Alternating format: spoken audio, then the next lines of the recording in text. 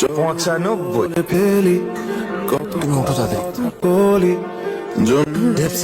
বলতে বলছি ডিম হবে তোমাদের বাড়িতে ডিম পাবোই পাবো। সবাই তো তোমরা একটু মোটা তোমার রাতের মোটা মহিলাদের মোটাই লাগবে, যতই ফ্যাশন করুক না কেন। আমার অন্ধকার আমি যদি তোমাকে ধুলি শহরে না নিয়ে আসতাম, তুমি কলকাতা থেকে যেতে, তোমার ডিজাইনার কোর্সটা শেষ করতে পারতে, আর এতদিনে মস্ত বড় ডিজাইনার হয়ে যেতে। তাহলে সুন্দর জীবনটা যে বাঁচা হতো না মশাই। দোকানের সমস্যাটা মিটছে না না? কত লোকের চাকরি গেল, কোনদিন আমাকেই না চিঠি তো দিলে। মা, তোমাকে যে মাসে মাসে 7,000 করে দিই না, ওটার থেকেই যদি মাস খাবারই যদি ম্যানেজ করে নেওয়া যায়। আমিও চেষ্টা করছি টিফিন, অটো ভাড়া এগুলো বাঁচিয়ে যদি। না না, তোমাকে অটো ভাড়া বাঁচাতে হবে না, আমরা ঠিক 7,000-এ চালিয়ে নেব।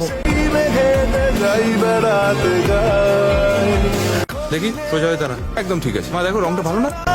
মা, এটা তোমার শাড়ি, দেখো এইদিকে এসো না, কি করছো? এই যে দেখুন আপনার শাড়ি পছন্দ হয়েছে কিনা। খুশি সাজাবো আমি হাজার ফুলে চলো বলে ফেলি কত কথা কলি জন্মেছে বলতে তোমায় তোমাকে চাই।